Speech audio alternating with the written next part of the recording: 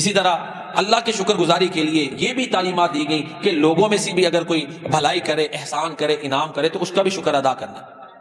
یہ اللہ تعالیٰ کے شکر کی طرف لے کے جاتا ہے۔ احساس ہونا کہ یہ نیکی ہے، جب چھوٹی چھوٹی نیکیاں کا احساس ہوگا، تربیت ہے، تو پھر اللہ کی جو احسانات ہے ان کا بھی احساس ہو جائے گا۔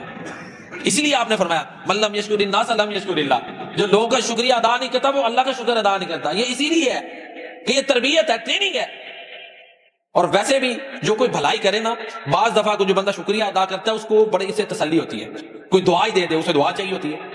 کوئی ایسا معاملہ، انسان ہے نا، اس کی نیچر ہے۔ اور اگر وہ بڑا کچھ یہ کی کیتا جائے تو ذمہ داری سی نا،